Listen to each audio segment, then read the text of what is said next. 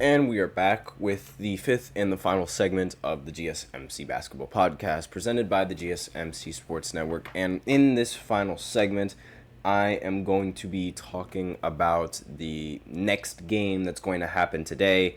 The United States going up against South Sudan. And probably going to be, a matchup that everyone is looking forward to, especially South Sudan. I mean, they came really, really close to beating the United States in the previous game in their, exhibition round, and now they have a chance to sort of capitalize on that and beat them again. So, this isn't going to be like a long segment. I'm just going to talk about like what I think is going to happen and what happens if depending on what team wins what. So that's all that I'm really going to do in this segment. So the South Sudan and the United States, they are the only remaining teams in the Group C standings that are flawless. So they're the only teams that have the ability to qualify right here and right now in this group phase, right? So if either team wins, they qualify. And that's really what both of those teams are looking for.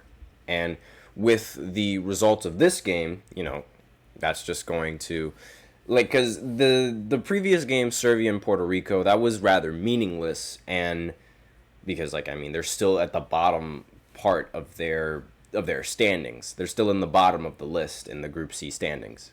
And now, like I said in the previous section, and the previous segment, Serbia is waiting on the United States to win. And so, essentially, if the United States win in this matchup, they will have a 2-0 record, a 2-0 record, and therefore they would qualify for the Olympics. And then later on, they would have to play Puerto Rico, and that game, that's just going to be an easy game for the United States, right? But South Sudan, they would have to, if they lose to the United States, they would have to go up against Serbia in the next matchup, and that would be the game of the Group C standings. They would have to beat Serbia if they would want to, go into the next round and compete for an Olympic gold medal. And Serbia, they would also have to win if they want to keep their hopes and dreams alive. So, they're going to be fighting for their country. They're going to be fighting for everything, and that's going to be a highly anticipated game if the United States wins, though. Because if South Sudan, if they surprise the world and they beat the United States here, then they would qualify for the postseason. And I'm just gonna call it the. Actually, you know what? I'm gonna call it the tournament just because. So if I say tournament, it means that the final standing. So they would qualify for the tournament, and the United States would go into fall under 1-1, right? But here's the thing. Then the United States, they would play Puerto Rico, and Puerto Rico has sort of shown themselves to be the weakest team in the entire group standings, not just for C, but also for A and B. They have the worst record amongst everyone in both Group C, Group A, and Group B.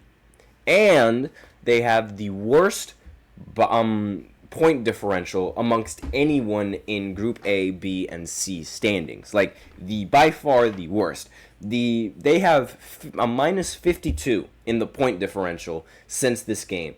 And the only teams that are relatively close to them are both Brazil and Japan, and they have minus 25. Minus 50 is their point differential. So that's only going to get worse after they play the United States. And the fact that the United States, they play Puerto Rico after playing South Sudan, they're just going to wipe the floor with that team. And it wouldn't even matter if they lose to South Sudan today, because they would qualify after beating the Puerto Rican team, something that Serbia wouldn't be able to do, because Serbia would be stuck at, being 2-1, and their point differential would be bad. And, the United States, they would also be 2-1, but they would have the higher point differential by default. Actually, wait, no, I lied. If Serbia, yeah, no, actually, the records they would be the same if Serbia ends up beating the South Sudan team. But the big problem would be point differential. So, but they would have already qualified. The way that it's formatted kind of confuses me now that I think about it, because you need to get, obviously you need like to get points, but I think like, yeah, no, it would be determined by point differential if South Sudan ends up winning and they end up losing to Serbia. But that's just like, it's such a can of worms when you just actually talk about it and you like try to do the math with the point differential, and you try to do the how the way that it qualifies and how it works. But it's like, it's really like, it's tough, like, because then there was one metric that showed me that, okay, they're going to, like, Canada and Australia, like Canada, Germany, and France, they've already qualified for the tournament because they won the two games, and because they won the two games, they have like plus 4 points in like the group standings. And the only reason why point differential matters is to determine tiebreakers, and that's where the things like they really confuse me, because it's like teams could end up having the same record, but at the same time, like, it wouldn't matter because of point differential, right? Like, that's not confusing. It's just the way that it was formatted that like immediately confused me, because they were saying that like they immediately qualify, and I'm just like, that's not really how it works. I mean, the United States, they have a very huge chance of qualifying. Like, if the United States win in the Group C standings, they 100% qualify. But I'm not entirely sure how it'll work if the South Sudan team, if they beat the United States, then their record would be 2-0, right? So sure, it would make sense that they qualify. But then when they play against Serbia, and if Serbia beats them, then they will be 2-1. Same, and Serbia, they would also be 2-1, because right now they're 1-1. And then the United States is going to have to play against Puerto Rico, and they're most likely going to go 2-1. So when all three of those teams go 2-1, then it would seem, then I believe that they are going to have to go to point differential to determine which team ends up making it out. So, and right now Serbia seems to be in the lead in terms of point differential between South Sudan, and it's really like, I think it's all dependent on just how much they beat the United States and just how much the United States beats South Sudan, because depending on how the United States depending on how South Sudan beats the United States could dramatically change how how point differential is going to affect each of the teams. But if South Sudan, if they get absolutely destroyed by the United States, it wouldn't matter, because then Serbia and South Sudan would still have to play against each other, and they would still have to try and win in order to get the better record. But that's really like all that I have on this segment, because like the standings, they are a little bit confusing when you look at the graphic that the Olympics, they show you, saying that like, oh, this team qualified, oh, this team already qualified, because there's no real guarantee. Now, for Germany and Puerto Rico, not Germany and Puerto Rico, but for Germany and for France, yes, there is guarantee that they end up, qualifying, because one of the teams is going, because both of the teams below them haven't won a single game, so they're not going to qualify anyway.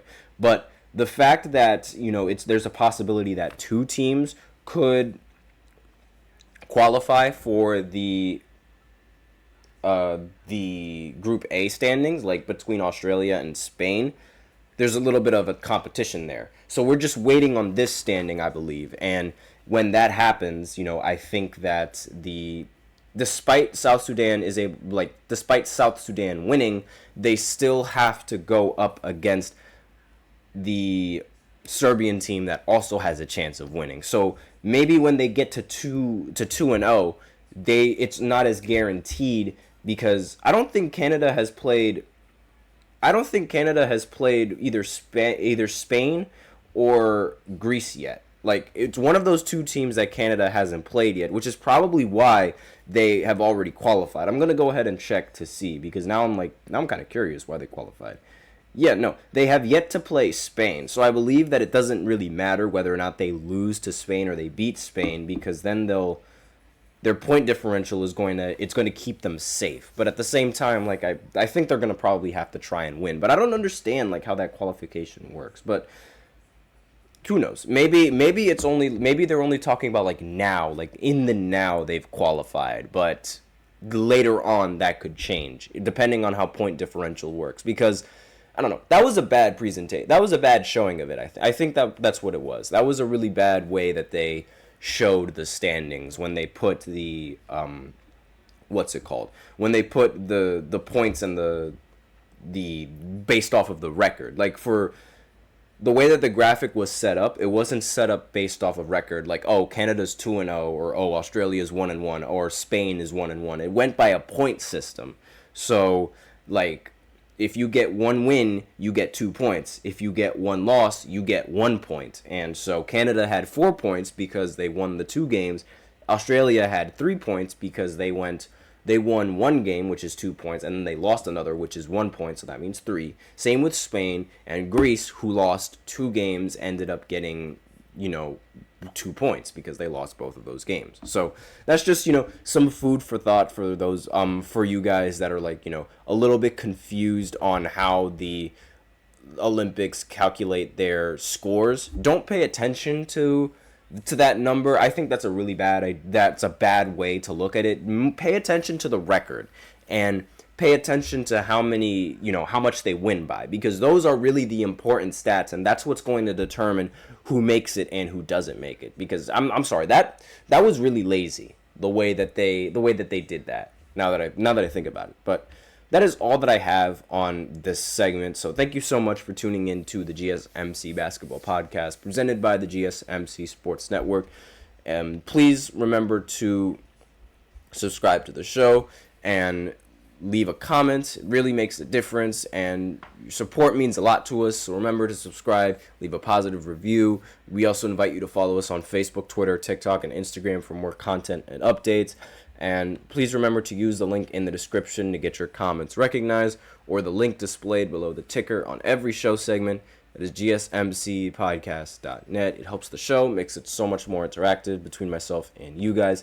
That is all that I have for you today. Thank you so much for tuning in. I am your host, Nelson, and as always, take care.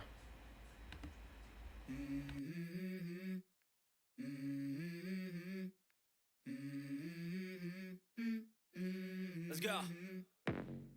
I wake up to a little bit of drool on my pillow, feel like it's gonna be a bad day. Yeah, I'm tired of shit, and the coffee ain't hit yet. Damn, ain't that great. I don't wanna go.